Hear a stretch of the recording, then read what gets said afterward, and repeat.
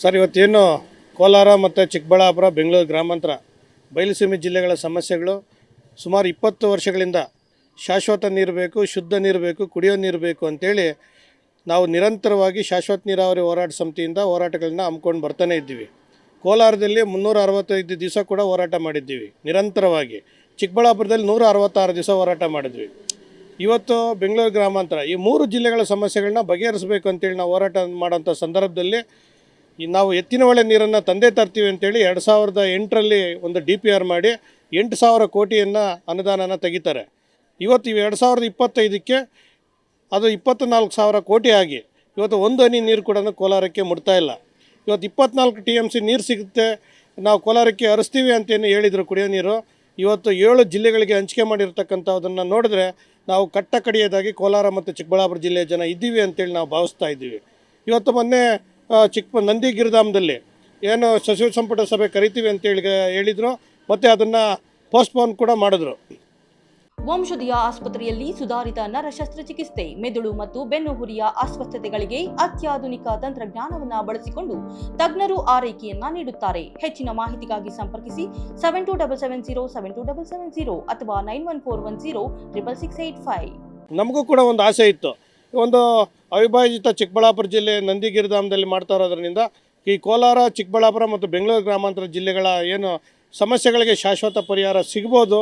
ಮತ್ತು ಇವತ್ತೇನು ಕೋಲಾರ ಜಿಲ್ಲೆಯ ಉಸ್ತುವಾರಿ ಸಚಿವರಾದಂಥ ಬೈತಿ ಸುರೇಶ್ ಅವರು ಇರ್ಬೋದು, ಅಥವಾ ಬೆಂಗಳೂರು ಗ್ರಾಮಾಂತರ ಜಿಲ್ಲಾ ಉಸ್ತುವಾರಿ ಸಚಿವರಾದಂಥ KH ಮುನಿಯಪ್ಪನವರು ಇರ್ಬೋದು, ಚಿಕ್ಕಬಳ್ಳಾಪುರ ಜಿಲ್ಲೆ ಉಸ್ತುವಾರಿ ಸಚಿವರಾದಂಥ ಸುಧಾಕರ್ ಅವರು ಇರ್ಬೋದು. ಈ 3 ಜನ ಉಸ್ತುವಾರಿ ಸಚಿವರ ಜೊತೆಗೆ ಈ 3 ಜಿಲ್ಲೆಯ ಶಾಸಕರು ಪಕ್ಷಾತೀತವಾಗಿ ವಿರೋಧ ಪಕ್ಷ ಇರ್ಬೋದು ಅಥವಾ ಆಡಳಿತ ಪಕ್ಷ ಇರ್ಬೋದು, ಒಟ್ಟಿಗೆ ಇವತ್ತು ಸರ್ಕಾರದ ಮೇಲೆ ಗಮನ ಹರಿಸಿ ಸಣ್ಣ ನೀರಾವರಿ ಸಚಿವರನ್ನು ಮತ್ತು ಒಂದು ಭಾರಿ ಉನ್ನತ ಸಚಿವರಾದಂಥ ಉಪಮುಖ್ಯಮಂತ್ರಿ DK ಶಿವಕುಮಾರ್ ಅವರನ್ನ ಅಪ್ರೋಚ್ ಮಾಡಿ, ಮಾನ್ಯ ಮುಖ್ಯಮಂತ್ರಿಗಳಾದಂಥ ಸಿದ್ದರಾಮಯ್ಯನವ್ರನ್ನ ಅಪ್ರೋಚ್ ಮಾಡಿ ಇವತ್ತು ಜಿಲ್ಲೆಗಳ ಶಾಶ್ವತ ನೀರಿನ ಸಮಸ್ಯೆನ ಬಗೆಹರಿಸಬೇಕು. ಈ ಶಾಶ್ವತವಾಗಿ ಏನು ಜಿಲ್ಲೆಗಳ ಒಂದು ಏನು ಸಮಸ್ಯೆಗಳು ಅನುಭವಿಸ್ತಾ ಇದೆ ಅದಕ್ಕೆ ಪರಿಹಾರ ಕಂಡುಕೊಳ್ಬೇಕು ಅಂತೇಳಿ ನಾವು ಸರ್ಕಾರದ ಮುಖ್ಯ ಕಾರ್ಯದರ್ಶಿಗಳಿಗೆ ನಾವು ಪತ್ರವನ್ನು ಕೊಟ್ಟಿದ್ದೀವಿ.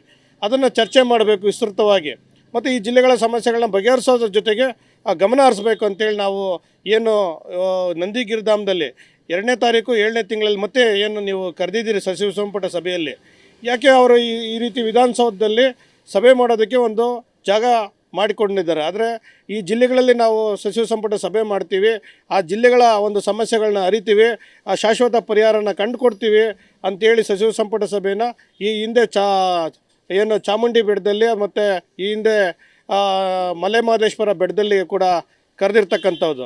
ಅಲ್ಲಿನ ಸಮಸ್ಯೆಗಳು ಏನು ಎಷ್ಟು ಮಾತ್ರಕ್ಕೆ ಬಗೆಹರಿದಿದೋ ಗೊತ್ತಿಲ್ಲ. ಆದರೆ ನಂದಿ ಗಿರಿಧಾಮದಲ್ಲಿ ಕರೆದಿರ್ತಕ್ಕಂಥ 2ನೇ ತಾರೀಕು ಸಭೆಯಲ್ಲಿ ನೀವು ಶಾಶ್ವತವಾಗಿ ಕೋಲಾರ, ಚಿಕ್ಕಬಳ್ಳಾಪುರ ಮತ್ತು ಬೆಂಗಳೂರು ಗ್ರಾಮಾಂತರ ಜಿಲ್ಲೆಗಳ ಸಮಸ್ಯೆಗಳನ್ನ ಬಗೆಹರಿಸಬೇಕು. ಅದರಲ್ಲೂ ಮುಖ್ಯವಾಗಿ ಕುಡಿಯೋ ನೀರಿನ ಸಮಸ್ಯೆನ ಬಗೆಹರಿಸಬೇಕು. ಎತ್ತಿನ ಹೊಳೆ ನೀರನ್ನು ಕೋಲಾರಕ್ಕೆ ತರಬೇಕು. ಆ ಕೃಷ್ಣಾ ನದಿಯಲ್ಲಿ ಏನು ನಮಗೆ ಕೋಲಾರ, ಚಿಕ್ಕಬಳ್ಳಾಪುರ, ಬೆಂಗಳೂರು ಗ್ರಾಮಾಂತರಕ್ಕೆ ನಮಗೇನು ಪಾಲಿದೆ ಆ ನೀರನ್ನು ಹರಿಸೋ ಕಡೆ ಇವತ್ತು ಕುಪ್ಪಮ್ಮಲ್ಲಿ ನೋಡ್ಬೋದು ಕೃಷ್ಣಾ ನದಿ ನೀರಿದೆ KGF ಪಕ್ಕದಲ್ಲಿ. ಆದರೆ ನಾವು ಈ ಕಡೆ ನೋಡಿದ್ರೆ ಬೆಂಗಳೂರಿನ ಕೊಳಚೆ ನೀರು ನೋಡ್ತಾ ಇದ್ದೀವಿ. ಇವತ್ತು 3ನೇ ಹಂತದ ಶುದ್ಧೀಕರಣ ಮಾಡಬೇಕು KCVಯಲ್ಲಿ ಮತ್ತು HNVಯಲ್ಲಿ ನೀರನ್ನು ಅಂತ ಹೇಳ್ಬಿಟ್ಟು ನಾವು ಸುಮಾರು ಬಾರಿ ಹೇಳಿದ್ವಿ. ಆದರೆ ಎಲ್ಲೋ ಒಂದು ಕಡೆ ಹೋರಾಟಗಾರರನ್ನ ಅವ್ರು ಏನು ಮಾಡೋಕ್ಕೆ ಕೆಲಸ ಇಲ್ಲ, ಸುಮ್ಮನೆ ಏನು ಇದು ಮಾಡ್ತಾಯಿದ್ದಾರೆ ಹಾಗೆ ಹೀಗೆ ಅಂತ ಹೇಳ್ಬಿಟ್ಟು ಹೇಳೋಂಥ ಪ್ರವೃತ್ತಿ ರಾಜಕಾರಣಿಗಳು ಮಾಡ್ತಾಯಿದ್ರು. ಆದರೆ ಇತ್ತೀಚೆಗೆ ಅದೇ ರಾಜಕಾರಣಿಗಳು ಅದೇನು ಹೇಳ್ತಾರಲ್ವ, ಅಧಿಕಾರ ಇದ್ದಾಗ ಒಂದು ಮಾತು, ಅಧಿಕಾರ ಹೋದ್ಮೇಲೆ ಒಂದು ಮಾತು ಅಂತ, ಆ ರೀತಿ ಅಧಿಕಾರ ಕಳ್ಕೊಂಡ್ಮೇಲೆ ಅವ್ರಿಗೆ ಜ್ಞಾನೋದಯ ಆದಂಗಿದೆ.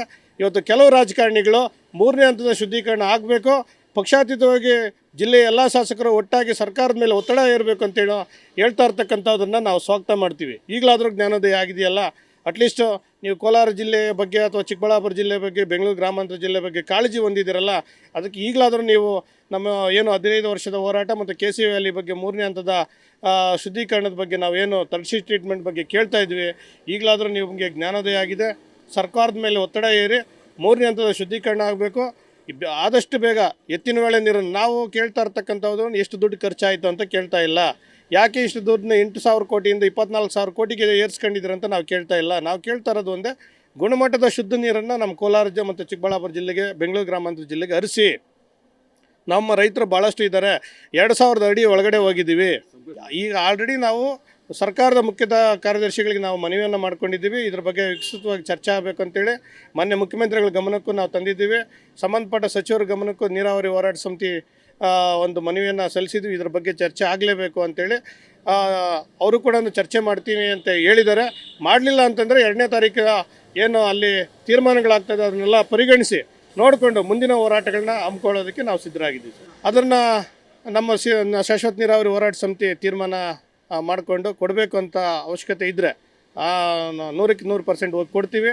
ಆಲ್ರೆಡಿ ಈಗ ಸರ್ಕಾರದ ಮುಖ್ಯ ಕಾರ್ಯದರ್ಶಿಗಳ ಗಮನಕ್ಕೆ ಮತ್ತು ಮುಖ್ಯಮಂತ್ರಿಗಳ ಗಮನಕ್ಕೆ ತಂದಿರೋದ್ರಿಂದ ಮತ್ತು ಈ ಜಿಲ್ಲೆಯ ಶಾಸಕರು ಪಕ್ಷಾತೀತವಾಗಿ ಕೋಲಾರ ಮತ್ತು ಚಿಕ್ಕಬಳ್ಳಾಪುರ ಬೆಂಗಳೂರು ಗ್ರಾಮಾಂತರ ಜಿಲ್ಲೆಯ ಶಾಸಕರುಗಳು ಪಕ್ಷಾತೀತವಾಗಿ ಈ ವಿಚಾರಗಳನ್ನ ಚರ್ಚೆ ಮಾಡ್ತಾರೆ ಅನ್ನೋದನ್ನು ನಂಬಿಕೆಯೂ ಇಟ್ಟಿದ್ದೀವಿ.